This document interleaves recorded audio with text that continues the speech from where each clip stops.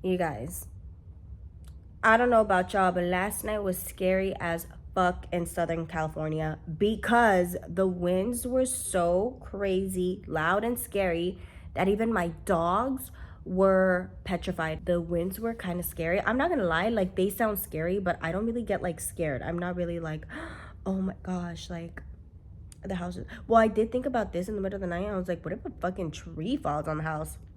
Then I'm like, Africa, go to bed. Like, stop. If your mind's going there, honey, shut it off. Like, again. But, anyways, you guys, I'm super excited because today I'm going to be showing you guys a little glimpse into my actual life. I woke up at 7 in the morning. I got ready, did my hair, slicked it down, super easy, clean look.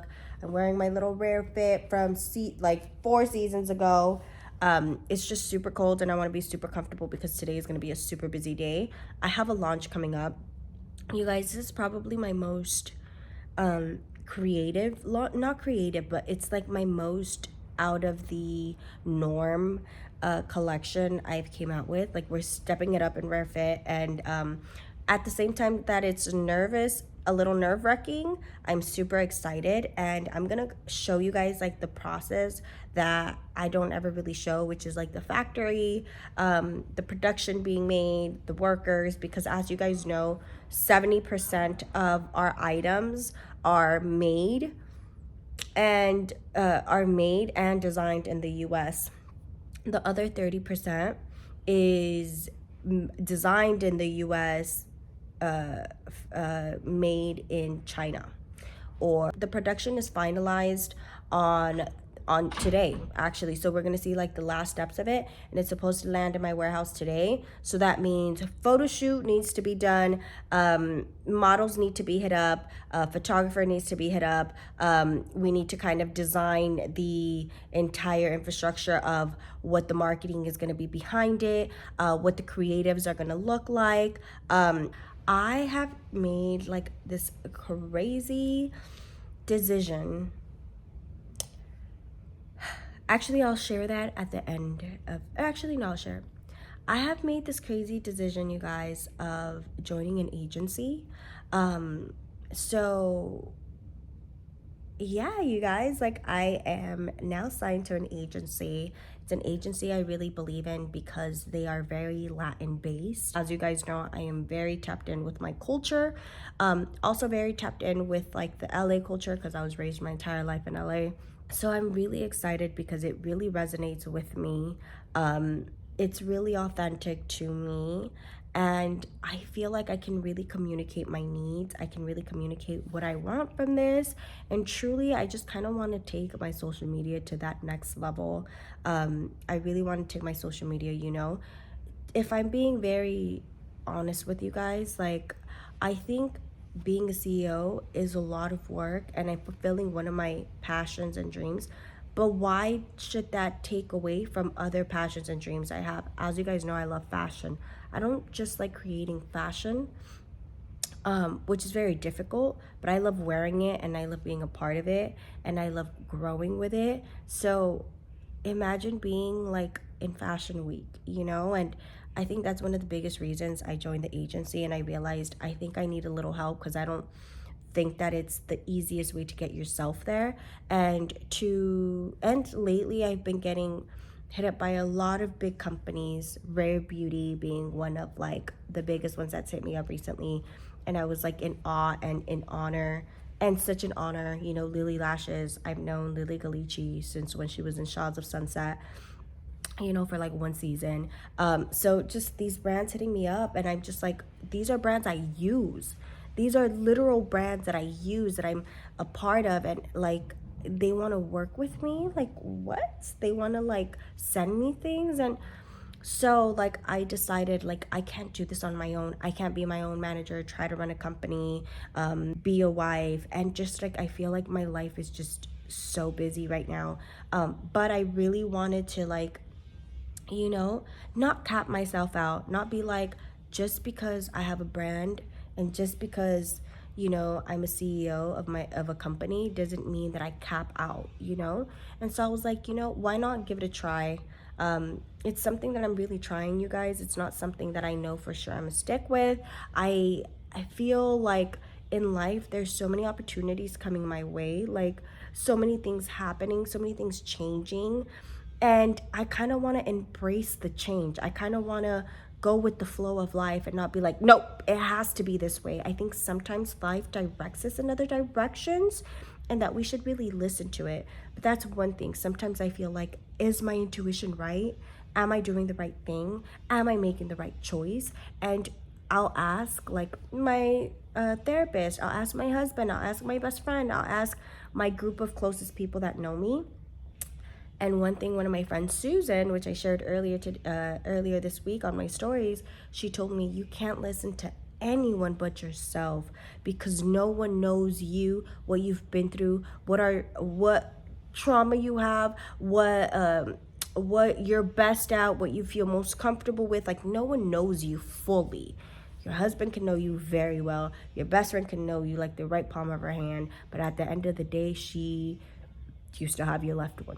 You know what I mean? Like, no one can know you fully at your core, and only you can make that decision. And so right now, I'm kind of just going with the flow of life. I'm letting life happen. Through this change, through these things that are changing, I feel like little things, bumps on the road, small. I don't consider them major, but I'm like, oh, damn, that fine ass man just walked by. Sheesh. But as I was saying, you guys, sometimes in life, like, things happen and you get discouraged, or I didn't really get discouraged, but I'm like, oh my gosh, a lot is happening. I'm super excited, you guys.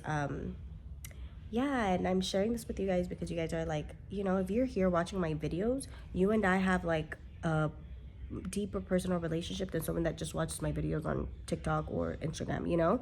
So that's why I feel comfortable sharing this type of information, being more vulnerable on my YouTube, because this is who I really am. I'm not gonna, social media can be perceived as one thing, but then on my YouTube, I feel like, okay, this is not a 30-second video that you guys are watching. This is not a picture that you guys are seeing me through. This is me talking to y'all and sharing with y'all and talking back to you guys through the comments and kind of having this dialogue, this open dialogue. So, but yeah, you guys, come with me. Let's see how what's going on with the warehouse, with the production, and let's start planning and getting this photo shoot where it needs to be.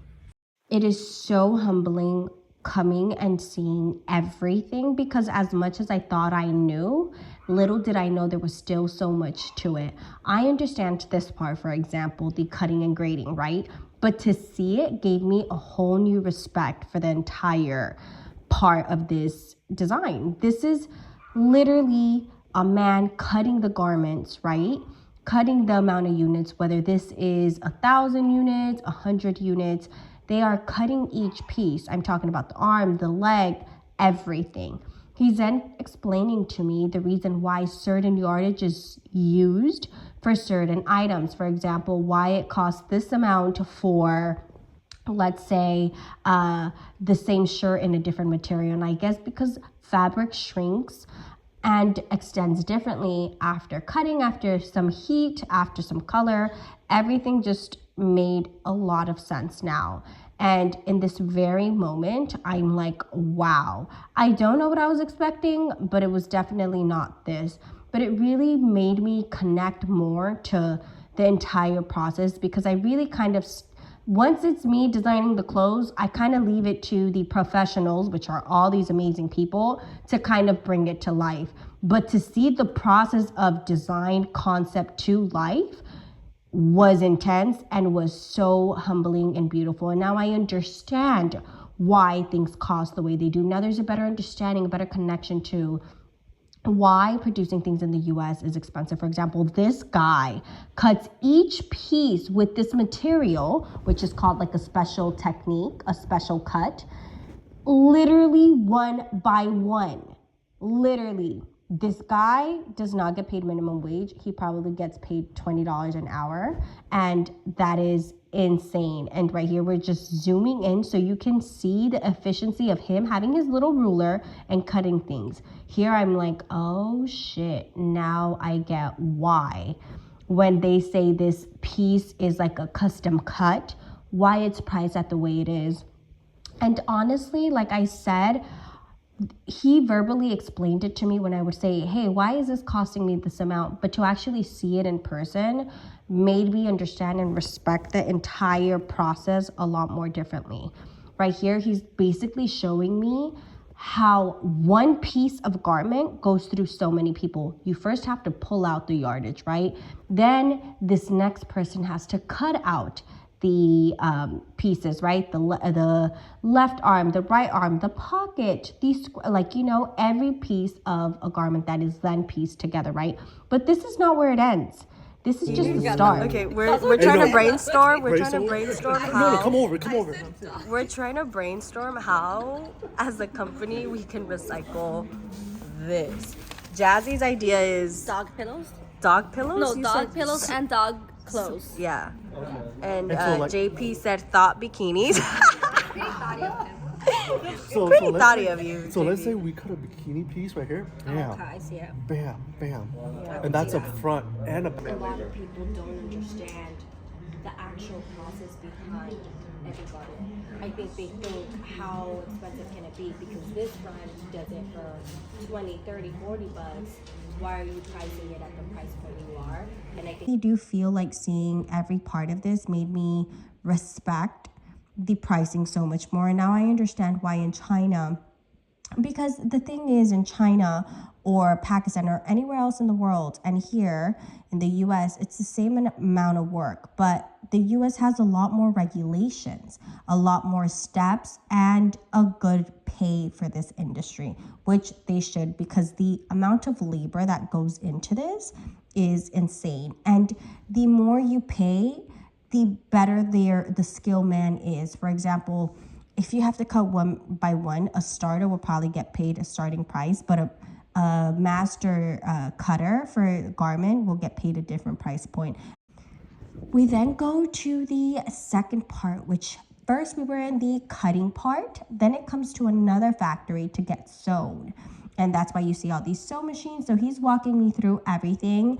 And when I tell you that I did not know that everything was sewn piece by piece, I literally thought there was robots or companies doing it, but that's not the case. And even when there is, and other steps that you'll see later on in the video, it is not the case yet for the mass. Here is some sneak peeks of some rare fit items. These items are literally one of my favorite. I feel like this was a collection where I was like, let me not be afraid to go a little above and beyond. Let me not be afraid of, let me not always just play it safe. I feel like I'm in my era where I just really want to bring out the best and really just like focus on being authentically rare, you know? So the Yep. it's the most minimal thing, but the stitching is not perfect. Yep. So they put a red dot around it. Yep. And the reason why we can't sell it is because it's not to perfection. And so this just costs waste that we take as a loss because we don't want the customer to be upset about little things like that. Very, very few times, but you know, not everything can be 100% perfect. We're aiming for a 98% perfection. Someone will get something where the stitching is off, where something is off. That means that there are all these layers from the first location to the second location to this location, it missed. It happens. That was missed, and so that's okay. You know, that's when you hit up support and they exchange it for you. Another step of the process is that a lot of our logos are literally placed by hand. So by the time this lady has obtained this item, it's probably gone through 3-4 people already. So now she is making sure to place the logo perfectly in position. She does measure it before, and then you have another person heat pressing the logo to perfection. And as you can see in the right corner, it is laid out there for you to see. Honestly, this entire process has really made me appreciate every step of this. Here is a little sneak peek of our flare joggers that we are coming out with in April. Make sure to follow Rare Fit so you know the exact date. It is in the bio. I also feel like Here, JP is also explaining to me how like he does quality control. And these ladies are diamond leggings with no front. Her highly requested from Dubai. We made it happen. I'm excited. We then went into the last and final destination, which is an embroidery and screen printing. I don't always screen print or embroider, but some of my hats and some of my t-shirts have been screen printed.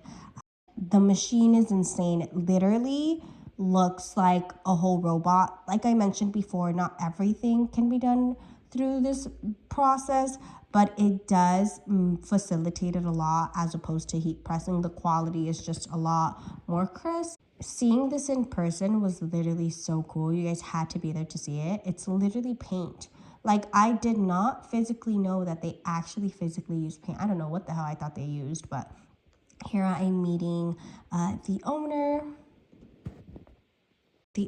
And honestly, you guys, that is a little glimpse of how the product is made from start to finish. And I cannot wait for you guys to see the final collection. Made in USA, baby. And we should do this over